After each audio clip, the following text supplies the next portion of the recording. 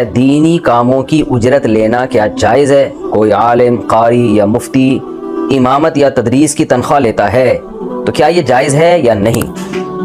دیکھیں، کوئی بھی کام جس میں آپ کا ٹائم لگ رہا ہے اس ٹائم کی اجرت لی جاتی ہے۔ امامت کی اجرت اصل میں بیسیکلی اس ٹائم کی اجرت ہے، ظاہر ہے نماز کی تو اجرت لینا جائز نہیں ہے۔ تو ایسی عبادتیں جن میں یا تو آپ تعلیم کا عنصر پایا جاتا ہے اس میں، یا وہ عبادت ہے اس میں تعلیم کا عنصر نہیں ہے لیکن وہ فرض عبادت ہے، تو اس میں اجرت لینا اس کی جائز ہے۔ جیسے فرض نماز ہے، کیونکہ اس میں پراپر بہت سخت پابندی کرنی پڑتی ہے امام کو، اور اس کو ایک یعنی باؤنڈ ہونا پڑتا ہے، تو اگر اس کی تنخواہ نہیں ہوگی تو وہ کیسے گھر کا گزارا کرے گا؟ تو پھر تو ظاہر ہے یہ فرائض ضائع ہونا شروع ہو جائیں گے۔ اسی طرح وہ چیز جس میں تعلیم کا عنصر ہو، جیسے کوئی قرآن پڑھا رہا ہے بچوں کو، یا یہ کہ وہ مدرسے میں حدیث پڑھا رہا ہے، اس میں تعلیم ہے، تعلیم۔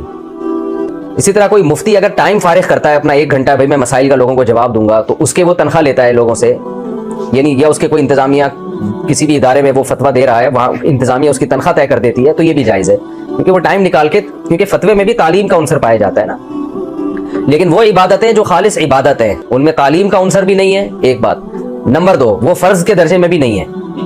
تو ان عبادات کی خوب سمجھ لیں کہ پیسے لینا اس پہ جائز نہیں ہے۔ جیسے کوئی آپ سے کہتا ہے کہ آپ قرآن کی تلاوت کریں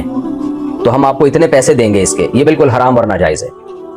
بعض دفعہ یہ ہوتا ہے نا کہ لوگ آپ کو کہتے ہیں آپ یہاں سے یہاں تک قرآن پڑھیں، ہم آپ کو اتنے پیسے دیں گے، تو یہ جائز نہیں ہے۔ وجہ اس کی ظاہر ہے کہ قرآن کی تلاوت، یہ تو تلاوت برائے تلاوت ہے، یہ تو ایک نیکی برائے نیکی، اس میں تعلیم کا عنصر نہیں پایا جاتا، تو آپ کس چیز کے پیسے لے رہے ہیں؟ جس طرح کسی قاری کو بلایا جاتا ہے کہ آپ قرات کے پروگرام میں آئیں اور آپ سورت تلاوت کریں، ہم آپ کو اتنے پیسے دیں گے، تو یہ بھی ناجائز ہے۔ ہاں، کسی قاری سے تلاوت کروائی، خوش ہو کر اس کو کسی نے گفٹ دے دیا خوشی میں، وہ ایک الگ چیز ہے، وہ تو گفٹ تو کوئی بھی کسی کو دے سکتا ہے۔ تو تراویح کی اجرت بھی جائز نہیں ہے، کیونکہ تراویح فرض نماز، فرض میں داخل نہیں ہے، اور جو تراویح سنت مؤکدہ ہے وہ پورا قرآن پڑھنا بھی اس میں ضروری نہیں ہے۔ تو قاری لوگ جو اجرت لے رہے ہوتے ہیں نا، باقاعدہ بارگیننگ ہو رہی ہوتی ہے، ہم اتنے پیسوں میں تراویح پڑھائیں گے، یہ بھی ناجائز ہے۔ تو ہاں، اس میں بھی یہی ہے کہ اگر کوئی قاری کو بالکل اپنی خوشی سے کچھ دے دے تو اس میں کوئی حرج نہیں ہے، لیکن قاری کو پہلے رمضان میں یہ دیکھنا چاہیے کہ یہ پیسوں کی لالچ میں پڑھا رہا ہے یا اللہ کے لیے پڑھا رہا ہے۔ تو اس کا طریقہ یہ ہے کہ قاری کو جب بھی آپ رمضان میں تراویح کے لیے بلائیں یا رکھیں تو اس کو بولیں ہم آپ کو کچھ بھی نہیں دیں گے، یہ خالص سے ثواب ملے گا آپ کو اس پہ۔